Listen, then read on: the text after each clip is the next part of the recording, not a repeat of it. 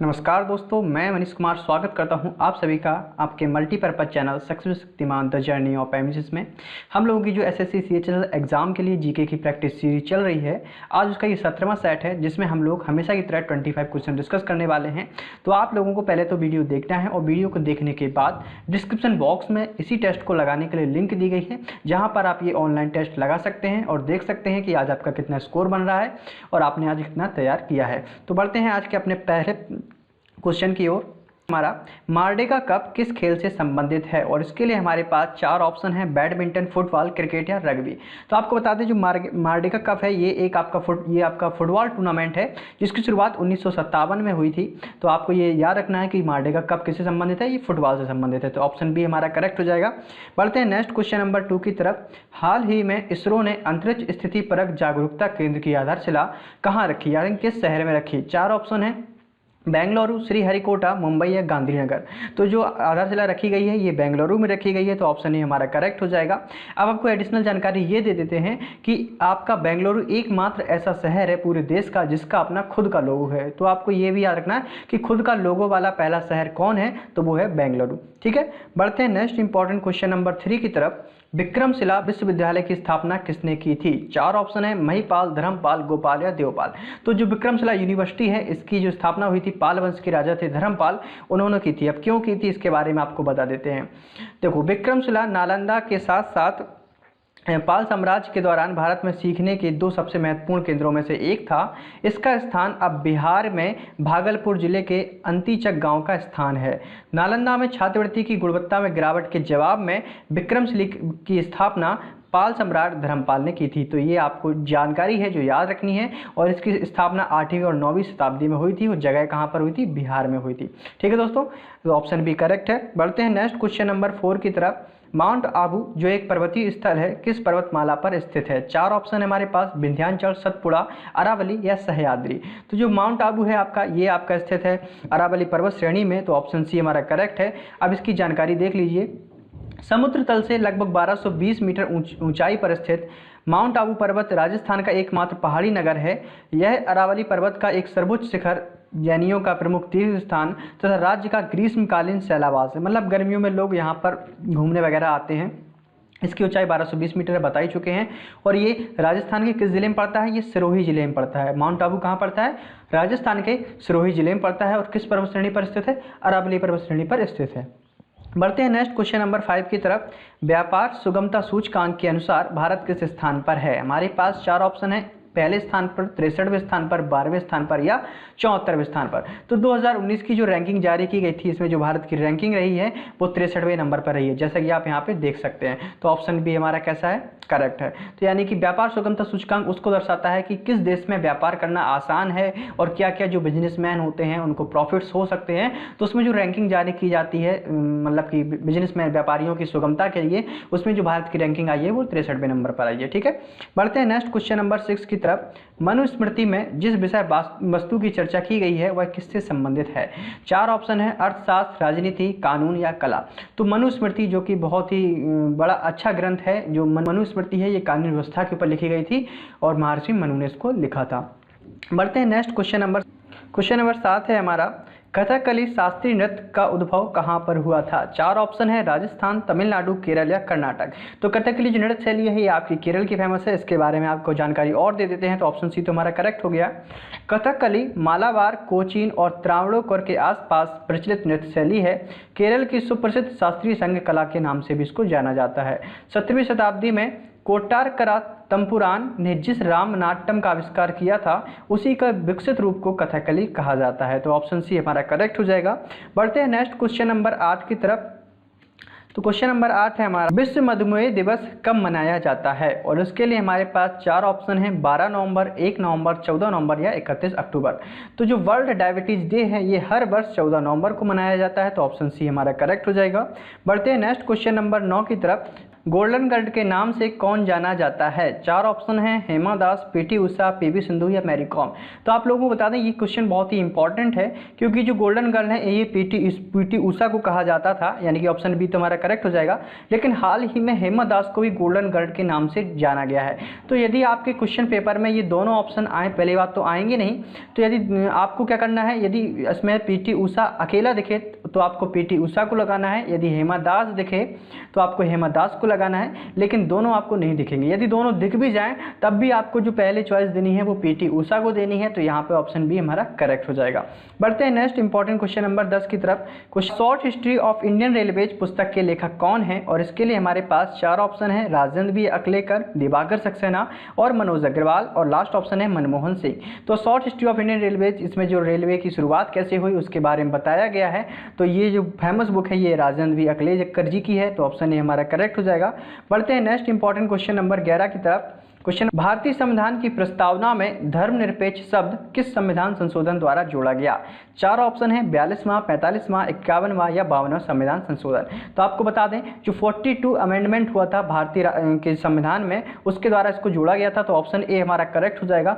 अब इसके बारे में आप पूरी जानकारी देख लीजिए एक बार, क्योंकि इंपॉर्टेंट क्वेश्चन है। 1971 में लोकसभा चुनाव के बाद से ही तत्कालीन शासन द्वारा दल के एक वर्ग द्वारा इस बात का प्रतिपादन किया जा रहा था कि देश के सामाजिक आर्थिक प्रगति के लिए संविधान में व्यापक परिवर्तन किए जाने की आवश्यकता है। इस पृष्ठभूमि में तत्कालीन कांग्रेस अध्यक्ष के द्वारा 26 फरवरी 1976 को संविधान संशोधन के पृष्ठ पर विचार करने के लिए सरदार स्वर्ण सिंह कमेटी बनाई गई थी उनकी अध्यक्षता में, ठीक है। और फिर फाइनली आपका 42वां संविधान संशोधन हुआ, जिसमें कि क्या हुआ कि 42वें संविधान संशोधन में कुल 59 प्रावधान थे, ठीक है। और इस संविधान संशोधन के द्वारा संविधान के विभिन्न प्रावधानों को निम्न प्रकार से दिखाया जा सकता है, लेकिन हमको खास वो वर्ड देखने हैं जो इसमें जोड़े गए थे। तो इसके द्वारा संविधान की प्रस्तावना में धर्मनिरपेक्ष और समाजवादी शब्द जोड़े गए और राज्य की एकता के साथ और अखंडता शब्द भी जोड़ा गया है। तो ये भी आपको डाटा याद रखना है। ऑप्शन ए हमारा करेक्ट है। बढ़ते हैं नेक्स्ट क्वेश्चन नंबर 12 की तरफ। क्वेश्चन नंबर 12 है हमारा, मानव शरीर में पाचन का अधिकांश भाग किस भाग में संपन्न होता है? 4 ऑप्शन है, बड़ी आंत, छोटी आंत, आमाशय या मुंह में।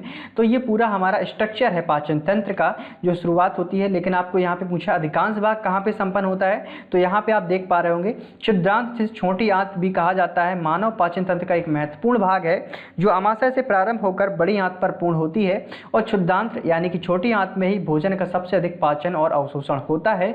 तो आपका ऑप्शन बी कैसा हो जाएगा?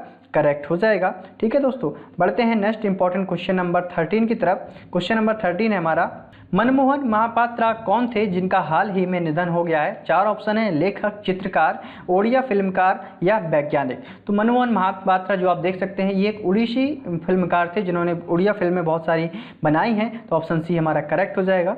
बढ़ते हैं नेक्स्ट क्वेश्चन नंबर 14 की तरफ। राष्ट्रीय ग्रामीण विकास संस्थान कहाँ पर है? और इसके लिए हमारे पास 4 ऑप्शन है, पटना, दिल्ली, हैदराबाद या शिमला। तो जो आपका राष्ट्रीय ग्रामीण विकास संस्थान है ये आपका हैदराबाद में है। तो ऑप्शन सी हमारा करेक्ट हो जाएगा।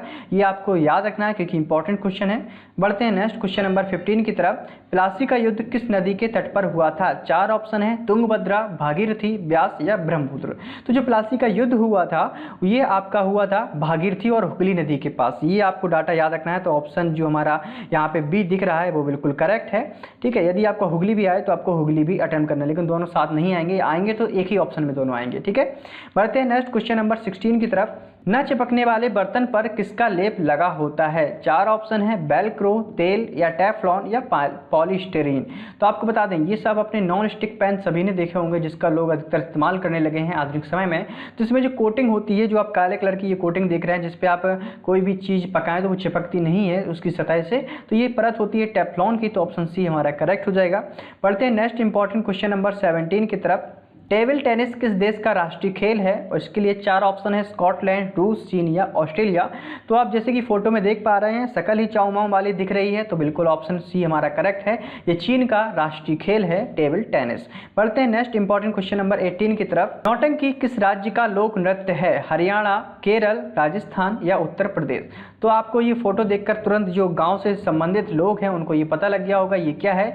ये आपका नौटंकी है जिसमें बहुत सारे जो कैरेक्टर होते हैं, कोई जोकर का रोल करता है, कोई डांसर का रोल करता है, तो इसमें अलग अलग प्रकार की कलाकृतियाँ निभाई जाती हैं। तो ये जो फेमस लोक नृत्य है ये अपने उत्तर प्रदेश का है, तो ऑप्शन डी हमारा करेक्ट हो जाएगा। पढ़ते हैं नेक्स्ट इंपॉर्टेंट क्वेश्चन नंबर 19 की तरफ। बनारस हिंदू विश्वविद्यालय की स्थापना किसने की थी? 4 ऑप्शन हैं, गुलजारी लाल नंदा, मदन मोहन मालवीय, जयप्रकाश नारायण या सर्वपल्ली राधाकृष्णन। तो जो बनारस हिंदू यूनिवर्सिटी की स्थापना हुई थी भारत रत्न विजेता मदन मोहन मालवीय जी के द्वारा की गई थी, तो ऑप्शन बी हमारा करेक्ट है। बढ़ते हैं नेक्स्ट इंपॉर्टेंट क्वेश्चन नंबर 20 की तरफ। कौन सा एंजाइम अग्नाशय द्वारा स्रावित होता है? 4 ऑप्शन है, लैक्टस, ट्रिप्सिन, सुक्रोज या माल्टोज। तो आपको बता दें कि जो ट्रिप्सिन एंजाइम है जो कि अग्नाशय द्वारा स्रावित होता है, तो ऑप्शन बी हमारा करेक्ट हो जाएगा। बढ़ते हैं नेक्स्ट क्वेश्चन नंबर 21 की तरफ। जीएसटी संविधान संशोधन विधेयक को स्वीकृति देने वाला पहला राज्य कौन सा है? तो आपको बता दें जब जीएसटी पारित हुआ था तो उसमें जो कौन सा ऐसा पहला राज्य था जिसने सबसे पहले जीएसटी को मान्यता दी थी या उसको स्वीकार किया था। तो ये जो फोटो देख रहे हैं बहुत ही अच्छा दृश्य लग रहा है। ये जो घाटियां हैं ये आपके असम में पड़ती हैं। असम की चाय भी बहुत फेमस है, ये चाय के बागान है। तो जो जीएसटी को सबसे पहले स्वीकृति देने वाला राज्य था वो है असम। और आपको पता होगा कि इस 2020 के जो खेलो इंडिया यूथ गेम हुए थे वो भी असम की जो राजधानी है गुवाहाटी वहाँ पर कराए गए हैं, तो ऑप्शन सी करेक्ट है।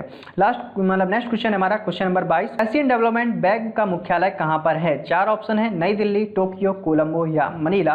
तो आपको बता दें जो एशियन डेवलपमेंट बैंक है इसके बारे में देख लीजिए, इसका जो हेडक्वार्टर है वो मनीला में है और मनीला को मंडलियोंग भी कहा जाता है। देखिए आगे, एशियाई विकास बैंक एक क्षेत्रीय विकास बैंक है जिसकी स्थापना, ये डाटा आपको याद रखना है, कब हुई? 19 दिसंबर 1966 ईस्वी को की गई थी। यह bank UN economic commission for India and for का मुख्यालय मैंडुलियांग फिलीपींस में है। ये आप देख पा रहे हैं, यहाँ मैंडुलियांग बताया था, उसी को मनीला भी कहा जाता है जो कि फिलीपींस में पड़ता है, तो ऑप्शन डी हमारा करेक्ट हो जाएगा। क्वेश्चन नंबर 23 है हमारा, संविधान के किस अनुच्छेद में बजट के लिए वार्षिक वित्तीय विवरण का उल्लेख है? 4 ऑप्शन है, अनुच्छेद 112, अनुच्छेद 143, अनुच्छेद 110 और अनुच्छेद 176। तो आपको बता दें कि जो संविधान में जो टर्म यूज किया गया है बजट के लिए, तो आप यदि पूरा संविधान पढ़ के देख लीजिए कहीं पर भी बजट शब्द का प्रावधान नहीं किया गया है। बजट शब्द की जगह पर वार्षिक वित्तीय विवरण शब्द का उल्लेख है जो कि हमारे आर्टिकल 112 में लिखा हुआ है। ये आपको डाटा याद रखना है। और आपको पता है कि हर साल जो फरवरी है उसी महीने में इसको बजट पेश किया जाता है, लेकिन बजट शब्द का प्रयोग नहीं है संविधान में, वार्षिक वित्तीय विवरण का है और आर्टिकल 112 के तहत है, तो ऑप्शन जो हमारा ए है वो करेक्ट है। बढ़ते हैं नेक्स्ट क्वेश्चन नंबर 24 की तरफ। खेलो इंडिया यूनिवर्सिटी गेम का आयोजन पहली बार किस शहर में होगा? 4 ऑप्शन है, भुवनेश्वर, रांची, दिल्ली और पुणे। अभी पीछे जो क्वेश्चन आया था असम में, वहां पे मैंने खेलो इंडिया यूथ गेम्स के बारे में बताया था। यहाँ पर खेलो इंडिया यूनिवर्सिटी गेम्स है जो कहाँ पर पहली बार किस शहर में होंगे? ये आपके भुवनेश्वर में होंगे, तो ऑप्शन ए हमारा करेक्ट हो जाएगा। अब आप यहाँ पे और डाटा देख सकते हैं, जो आपका भुवनेश्वर है ये आपका उड़ीसा की राजधानी है और उड़ीसा के जो वर्तमान में मुख्यमंत्री हैं वो नवीन पटनायक जी हैं और उड़ीसा भारतीय मैप में कहाँ पड़ता है ये आप यहाँ पे देख सकते हैं। ठीक है दोस्तों, तो बढ़ते हैं आज के अपने लास्ट क्वेश्चन नंबर 25 की तरफ। क्या है क्वेश्चन नंबर 25? 3 से 4 दिसंबर तक नाटो शिखर सम्मेलन 2019 का आयोजन कहां पर हुआ है? 4 ऑप्शन है, जर्मनी, फ्रांस, बेल्जियम या यूके। तो आपको बता दें जो नाटो शिखर सम्मेलन है इसका जो अभी हाल ही में सम्मेलन हुआ है ये लंदन में हुआ है और लंदन आपका पड़ता है यूनाइटेड किंगडम में, तो ऑप्शन डी हमारा करेक्ट हो जाएगा। आई होप दोस्तों आप सभी को ये वीडियो पसंद आई होगी, तो जल्दी से डिस्क्रिप्शन बॉक्स में जो लिंक दी गई वहाँ पर जाकर के आप इस टेस्ट को अटेम्प्ट कीजिए और देखिए कितना स्कोर बन रहा है। जितना भी आपका स्कोर बने तुरंत कमेंट बॉक्स में लिख के बताइए। और यदि वीडियो आपको रियली में पसंद आई हो तो अपने दोस्तों के साथ शेयर कीजिए और यदि आप चैनल पर नए हो तो चैनल को सब्सक्राइब कीजिए। मिलते हैं अपने नए प्रैक्टिस सेट 18 में, तब तक के लिए टेक केयर, बाय बाय।